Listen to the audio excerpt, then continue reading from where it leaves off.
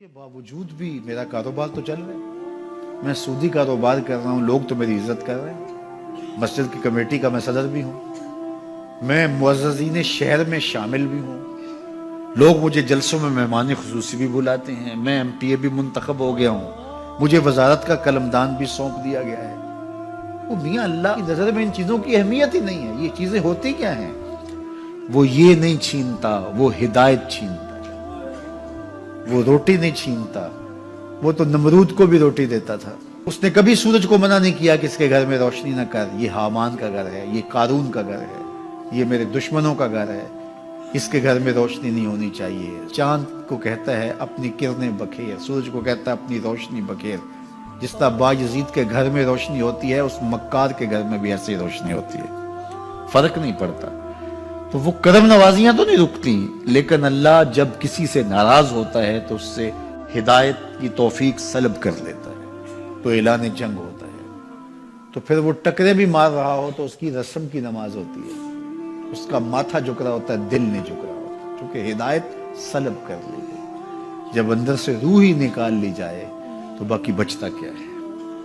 یہ بات ذہن میں رکھیے گا کہ اللہ تعالیٰ جل شانہ نے ہمیں جن کاموں سے روکا ہے، جن کاموں سے منع کیا ہے، ان کاموں کے کرنے میں ہمیں کبھی بھی بھلائی اور خیر نہیں مل سکتی. یہ ہم جب اچھی طرح سے ذہن نشین کر لیں، اگر اللہ پر ہمارا یقین اور یقیناً اس پر ہمارا ایمان ہے، تو پھر وہ امر جو اللہ کی طرف سے جن سے روک دیا گیا، تو ہم کبھی بھی ان کے قریب تک نہ جائیں.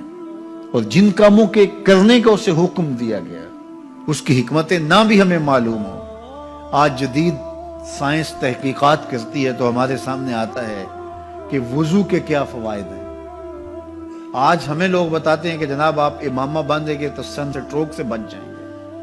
آج دنیا تحقیق اور جستجو کر کے نماز اور دوران خون اور جو ہے وہ نماز کی برکتیں اور کتنی بیماریوں سے نماز کے ذریعے سے بچنے کی کہانیاں سناتے ہیں. اچھی بات ہے، نماز سے صحت پہ اثر پڑتا ہے. یہ اچھی بات ہے کہ وضو سے بہت ساری بیماریوں سے نجات ملتی ہے. یہ اچھی بات ہے کہ سر پہ امامہ باندھ لے تو سن سٹروک سے بچ جاتے ہیں. یہ اچھی بات ہے کہ آپ روزہ رکھتے ہیں تو کینسر جیسے امراض سے آپ کا بچاؤ ہوتا ہے. یہ اچھی بات ہے کہ فلاں عمل کرتے ہیں تو فلاں ہوتا ہے. لیکن صاحب، ہم سن سٹروک سے بچنے کے لیے امامہ نہیں باندھتے، ہم محمد عربی کی ادا کے لیے باندھتے ہیں. دوران خون کے لیے نماز نہیں پڑھتے، ہم رب کے حضور سجدہ ریزی کے لیے اس کے حضور اپنی نیاز مندیوں کا سر جھکاتے ہیں. تو حکمتیں بھی ہیں، وہ برکتیں ذیل میں آتی ہیں.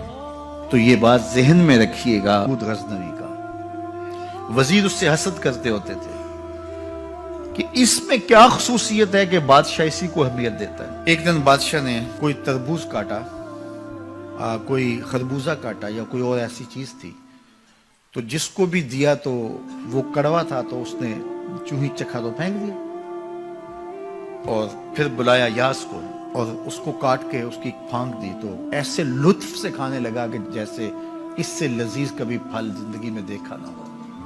تو سارے اندر ہنس رہے تھے، ایک دوسرے کو آنکھوں سے اشارہ کر رہے تھے، یہ دیکھو بے وقوف. تو بادشاہ رک گیا اور کہا کہ ایاز، یہ جو فروٹ تم نے کھایا ہے یہ میٹھا تھا یا کڑوا؟ کہا بادشاہ سلامت کڑوا. تو کہا پھر اتنے ذوق سے کیوں کھایا؟ کہا کہ اس ہاتھ سے میں نے میٹھی نعمتیں کھائی ہیں، آج کڑوی ملی ہے تو تھوک دوں؟ کہا ایسا نہیں ہو سکتا. تو میاں کڑوا ہو تو وہ بھی قبول کیا جائے، نفس پہ شاک ہو. کڑوی وہ چیز ہوتی ہے جو نفس پہ شاک ہوتی ہے، نفس کرنا نہیں چاہتا، لیکن اس کے باوجود تمہارا دل کہے نہیں یہ مالک کی طرف سے ہے. سخت سردی ہے، گرمی کی شدت ہے، پانی ٹھنڈا ہے اور موسم سرد ہے، پانی گرم ہے اور موسم بھی گرم ہے، رات کا پچھلا پہر ہے، تھکے ہوئے ہیں، لیکن آپ اس کے باوجود بھی اپنے رب کے حکم کو بجا لاتے ہیں. نفس پہ شاک ہے لیکن سینے میں ٹھنڈ ہی نہیں پڑتی جب اس کے حضور سجدہ ریزی نہیں کر لیتے. تو اس کے حکموں کو بجا لانا اور اپنے نفس کو پیچھے کر دینا اور اپنی خواہشات کے گلے پہ چھری پھیر دینا اور مالک کی رضا میں اپنے آپ کو گم کر دینا، یہی زندگی ہے اور یہی بندگی ہے. تو اس لیے مجھے اور آپ کو اس بات پہ غور اور تدبر کرنا چاہیے کہ ہم اس مختصر زندگی کو اللہ کے احکام کی مطابقت میں گزارنے کا عزم کریں، وہ بات چھوٹی سے چھوٹی ہو یا وہ بات بڑی سے بڑی ہو، وہ احکام ہماری زندگی کے اندر نافذ العمل ہو۔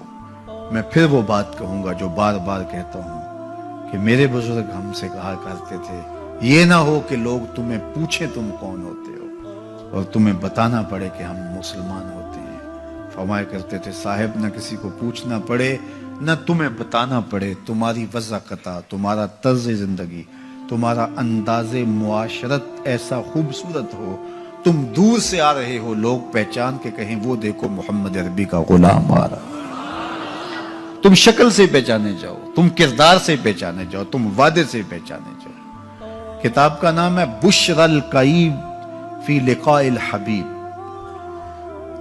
حضور علیہ السلام کی ملاقات کے حوالے سے یہ کتاب امام سیوطی علیہ رحمہ کی مصنفہ ہے۔ اس میں ایک واقعہ انہوں نے لکھا کہ ایک شخص قبر میں اترا اور نکیرین آئے اور انہوں نے سوال و جواب کا سلسلہ کیا، من ربوں کا، ما دینوں کا۔ اچھا، اس کی داڑھی میں چند بال سفید تھے جن کو وہ مہندی لگایا کرتا تھا۔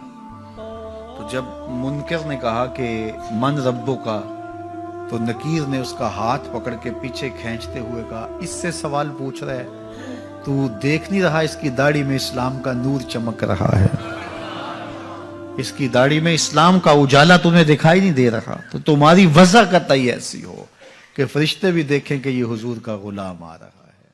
اللہ کے ذکر سے رخ پھیر لے، اللہ کی یاد سے رخ پھیر لے، اللہ کے دین سے اعراض کرے، تو پھر خدا شناسی، قناعت، توکل اور اعمال خیر تو اس سے چھن ہی جائیں گے، اس کو خود فراموشی کے عذاب میں مبتلا کیا جاتا ہے۔ اور قرآن مجید نے ایک دوسرے مقام پہ ارشاد فرمایا وَلَا تَكُونُوا كَالَّذِينَ نَسُوا اللَّهَ فَأَنسَاهُمْ أَنفُسَهُمْ، ان لوگوں کی طرح نہ ہو جانا جنہوں نے رب کو بھلا دیا، وہ بھول گئے، اپنے رب کو بھول گئے۔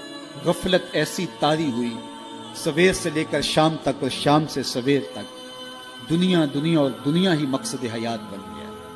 دنیا میں آئے کس لیے تھے، مقصد کیا تھا، بھول گئے۔ میلہ دیکھنے کے لیے آئے تھے، گھر کا راستہ بھول گئے۔ اللہ اکبر۔ تو فرمایا تم ان لوگوں کی طرح نہ ہو جانا۔ پھر اللہ نے انہیں سزا کیا دی، رزق کے دروازے بند کر دیے؟ نہیں۔ ان کی سانسیں چھین لی؟ نہیں۔ سورج کو حکم دے دیا اس کے آنگن میں روشنی نہ بھیجنا؟ نہیں۔ چاند کو چاندنی بکھیرنے سے روک دیا؟ نہیں۔ آب و ہوا روک دی گئی؟ نہیں۔ انہیں کیا سزا ملی جنہوں نے رب کو بھلا دیا؟ فرمایا فَأَنسَاهُمْ أَنفُسَهُمْ، اللہ نے انہیں ان کی ذاتوں سے انہیں بے خبر کر دیا۔ جو خدا فراموش ہوئے وہ خود فراموش ہو گئے، انہیں اپنے آپ سے ہی آگاہی نہ رہی۔ اور مجھے بتاؤ، جسے یہ بھی نہ پتا ہو کہ میں کون ہوں، اپنی شناخت جو بھول جائے، اس کے پلے ہوتا کیا ہے؟ اقبال نے کہا تھا نا، اپنے من میں ڈوب کر پاجا سراغے زندگی، تو میرا نہیں بنتا تو نہ بن، اپنا تو بن۔ مجھے بتائیے 6 فٹ کا جوان ہو، قدے رانا رکھتا ہو، اس کی آنکھیں عقابی ہوں، ماتھا کشادہ ہو، رنگ چمک رہا ہو، ہونٹ گلابی ہوں، لیکن اس کی قمیص کے پیچھے گھر کا ایڈریس لکھا ہو کہ کسی کو ملے تو اس ایڈریس پہ پہنچا دے، تو آپ اس کا چہرہ دیکھ کے کہتے ہیں واہ کیا جوان رانا ہے، کیا اس کے ہونٹ گلابی ہیں، کیا نرگسی آنکھیں ہیں، کیا خوبصورت چہرہ ہے، کیا شمشاد قد ہے۔ لیکن اچانک نظر پڑی تو اس کے گھر کا ایڈریس اس کی قمیص کے پیچھے لکھا تھا۔ آپ نے کہا میں نے دور سے دیکھا، اس کا تو توازن عقلی ہی ٹھیک نہیں، یہ تو بیچارہ جو ہے وہ پاگل ہے۔ تو قد کاٹ ہونے کے باوجود گھر کا ایڈریس پیچھے لکھ دیا گیا، تو اب ہر کوئی سمجھتا ہے کہ یہ بیچارہ فہم و ادراک کے نور سے خالی ہے۔ قدے رانا پہ ترس آنے لگ جاتا ہے، اور وہ آنکھیں جن میں ڈوب جانے کو، جھیل جیسی آنکھوں میں غوطہ لگانے کو جی چاہتا تھا، تو اب ترس آنے لگ جاتا ہے کہ یہ بیچارہ تو خود فراموش ہے۔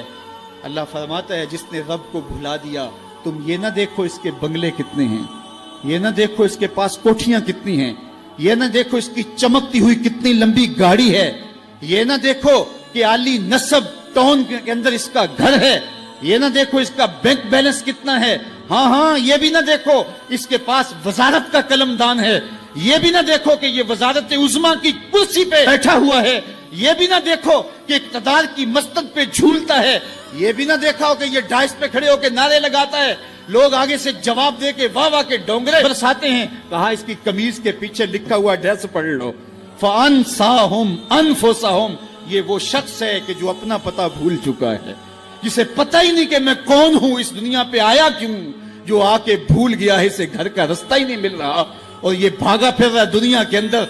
क्या बताएं हबाब क्या कारनमायां कर गए, बीए किया, नौकर हुए, पेंशन मिली और मर गए, जिंदगी का मकसद ही नहीं मिला। कहा जो इस दुनिया में अंधा रहा कल कयामत के दिन भी नाबीना उठाया जाएगा। उससे इन आंखों की बेनूरी मुराद नहीं है, उससे दिल की बेनूरी मुराद है। इसीलिए इकबाल ने कहा था दिल बीना भी कर तलब खुदा से, कि आंख का नूर दिल का नूर नहीं है, आंख का नूर और है, दिल का नूर और है। तो हम दुनिया की मादी चमक को देखते हैं, मेरा मालिक कहता तुम्हारा दिल सुथरा होना चाहिए, तुम्हारा मुंह काला हो तो कोई बात नहीं है, दिल काले नालों मुंह काला चंगा, जे को ये रमज पछाने हो। असल तो दिल की पाकीज़गी है और दिल रब के साथ वाबस्ता हो, उसके रसूल के साथ वाबस्ता हो। तो जिसने अल्लाह के दीन से रुख फेरा, एराज किया, तो फिर उसका नतीजा क्या हो कि उसकी जिंदगी तल्ख हो जाएगी।